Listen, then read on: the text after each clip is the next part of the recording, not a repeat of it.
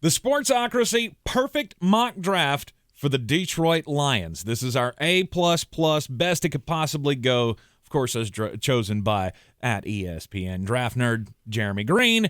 We're calling this the Chris Farley, though, because he's the perfect comedian. I don't know. Well, that and a nickel get you a hot cup of Jack Squat. The perfect mock draft here, the Chris Farley draft, in the Sportsocracy, coming to you from the Ingles studio. Ingles Supermarkets, low prices, love the savings. Detroit Lions have the number 2 overall pick. And with the number 2 overall pick, I feel like Detroit's in the same position that I feel like Jacksonville's in. The best players in this draft are edge rushers or a safety. Mm-hmm. Except for one. There's a couple offensive linemen, but Detroit's offensive line is really good. I originally had them taking Drake London here, and I'm not going to lie, I still wouldn't be mad about that, but I have a slightly different idea.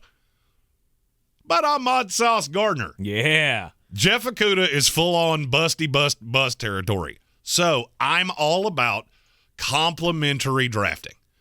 And to me, if you go Sauce Gardner and Okudah on the outside, Okudah can now be the 2. I'll give you one more year. If it blows up in my face, so be it. Mm-hmm. I've got Hughes that can play in the slot. I like the edge rushers in Harris and Aquara.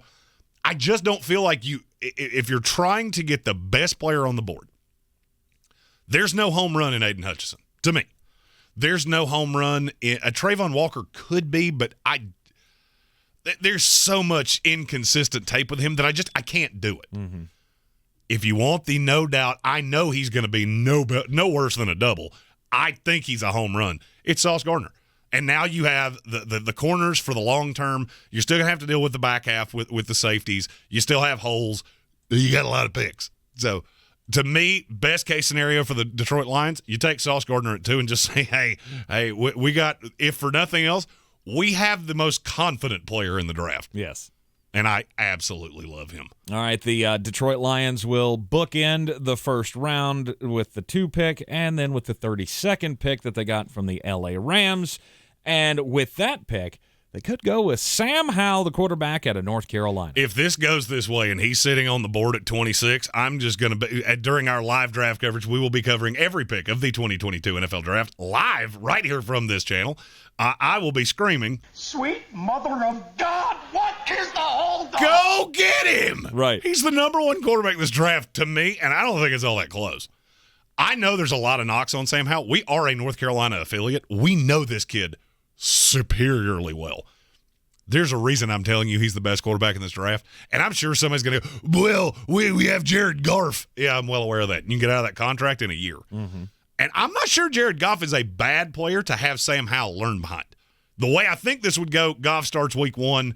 As it descends into the abyss, Sam Howell winds up out there in week 9 or 10 with DJ Chark, TJ Hawkinson, amon-ra St. Brown, the 2 good running backs, and a great offensive line. You have put him in a good position to succeed. It's then the defense that you need to figure out. I think this is the most ideal scenario for any quarterback in this draft.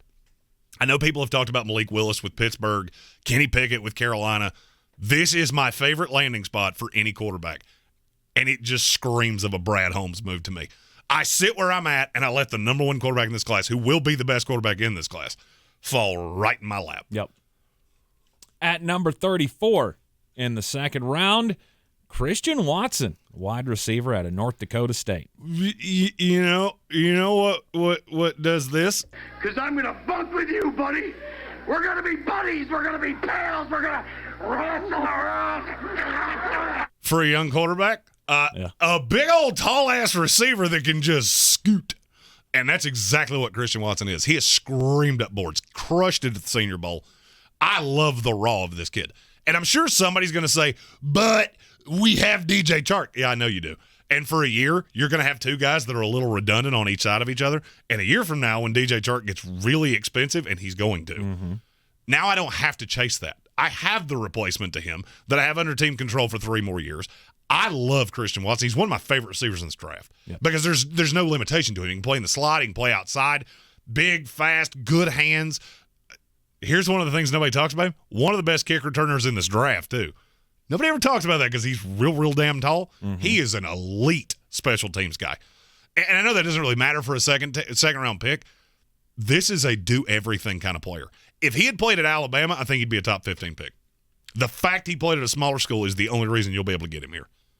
At 66 overall, we've got the Detroit Lions taking Channing Tindall, the linebacker out of Georgia. God, I love this guy. Yeah, he can do a lot. Well, just because he has no bad habits. He didn't play the snaps at Georgia that you would love for him to. You didn't see, but you see the raw. Big, physical, fast, no real hiccups in his game. The problem is that there's just not a depth of tape, and you get into that Penn State problem of, did you look this good at times because you were surrounded by so much talent? I don't think so. I think he's hyper athletic. I think he plays downhill. The very Dan Campbell-y kind of player. Mm-hmm. There is tape of him in the running game where he looks like the best linebacker in this class. Mm-hmm. He Full won't go there. He will not be the number one because you'll have Devin Lloyd go ahead of him. I would say Chad Muma probably goes ahead of him. N'Kobe Dean, who was obviously his linebacker mate at Georgia. And I'm not sure that he's not the best one of the bunch. Yeah, I'm really not. You get this kid with a full head of steam barreling down on a runner. Holy cow! Well, I mean, he's hyper athletic, and I think this can be your signal caller for a long time.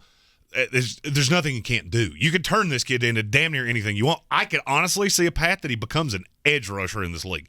That's how big and athletic he is. Speaking of edge rushers, at 97 overall in the third round, the Detroit Lions could take Kingsley Igbari, the edge rusher out of South Carolina.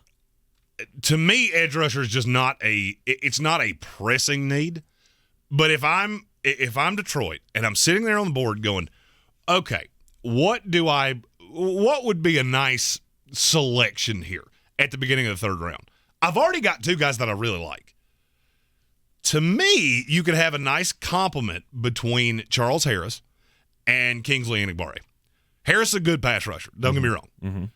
I feel like Igbari has a higher ceiling as a pass rusher than Charles Harris does. And just running them situationally, I don't want Kingsley Igbari doing a ton initially. He over-pursued at South Carolina. He was damn near the only player on that defense. And so he, a lot of times, felt like he was taking the weight of the world on his shoulders, and he put himself in bad position. I don't need you to do that. I need you to play 20 to 25 snaps a game, see ball, get ball, and that's what this kid can do. At 177 in the fifth round, a compensatory pick for the Detroit Lions, Bubba Bolden, safety out of Miami. As time is going on, I'm becoming higher and higher and higher on Bubba Bolden. Stereotypical safety size. Maybe a little tall, but a lot of the drawback with Bolden to me was that he plays so hyper physical. What does Dan Campbell want to do? Be physical. That. Yeah. And to me, is he ever going to excel in coverage? No, probably not. He's probably not. He plays like his hair is absolutely on fire at all times. Now, if you put him back there in the two safety looks and things like that, it can kind of hide some of the issues. He's also hurt himself multiple times because he takes poor angles, then he leads with the shoulder, and that's how you want to get hurt. That's how you get hurt, and that's the reason you can get him here as opposed to the end of day two, which is where talent-wise I think he belongs. Sixth round at 181 overall, the second pick in the sixth round, Markjuan McCall, defensive tackle from Kentucky. Every player that gets drafted, they do something really well. And Markjuan McCall does, Jesus, you're as big as a double-wide trailer. Real good. Very raw. He was well coached at Kentucky. And I'm going to be honest with you, there have been a couple of these players that have come out of Kentucky over time. None of them have ever developed into what you would want them to be, which to me is why you get him at 181 here as opposed to middle of the fourth round, beginning of the fifth, which is where I think he actually belongs. There's a lot of raw. But there's just not that many guys in this world that are this big and this physical. And you're going to have to invest the time with him in teaching him the position. The kid was brought to Kentucky to be a fucking guard. So he doesn't really understand even what he's doing. He was in the SEC and he held up to a draftable point. That should tell you everything you need to know. Mm-hmm. So, I mean, is this a guy that's going to come in and play 50 snaps a game for you this year? No, he is not. But if you're patient and you're willing to put in the time, make sure he keeps his body right, because he's got some of that, we'll call it... Mom, I wish you could be Santa's little helper and shut your damn cake hole. I'm going to need him to shut his damn cake hole because he shovels cake in it too much.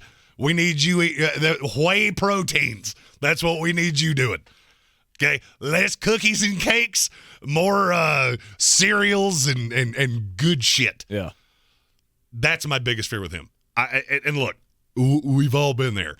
And nobody's ever handed me a check for $1 million. And I'll be honest with you, if they did, I would look like Baby Huey because I would be as big as a barn. You got to be careful with that with this kid.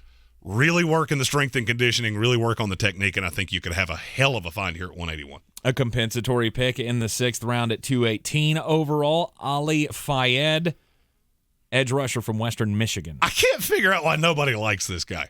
I cannot for the life of me understand that because he was a hyper-productive edge at Western Michigan. Ton of sacks.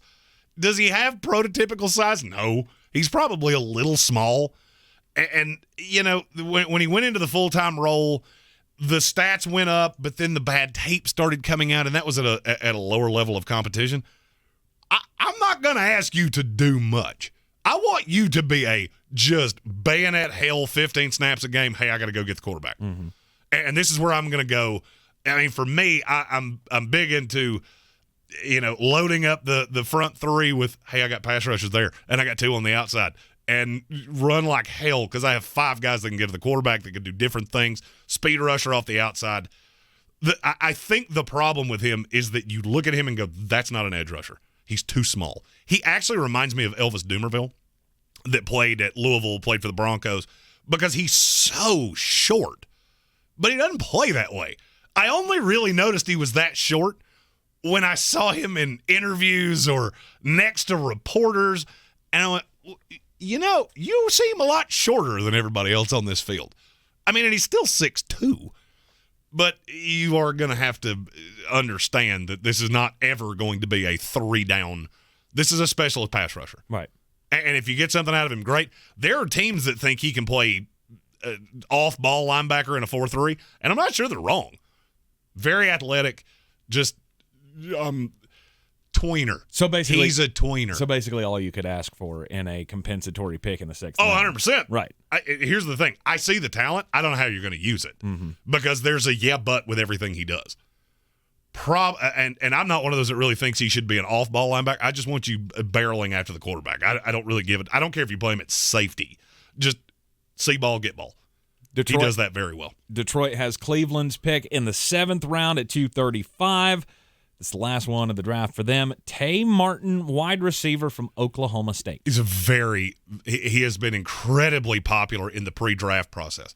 I don't really see it. He doesn't do anything that jumps off the page at me, but he's been stupidly popular through. I mean, I think he's gone on like between virtual and live visits. I think he's talked to like 20 teams in this league. Wow. These are the guys that I look at and go, there's 2 ways this is going to go. Either you're prioritizing him as an undrafted free agent, or you're trying to sneak him in the back of the draft because you know he will go for. He's one of those guys that if he manages to not get drafted, will get a stupid high signing bonus from somebody. It'll be the highest bidder because there's too many teams that are interested. The Lions actually brought him in on a top 30, and that's why I went, he's a developmental player to me.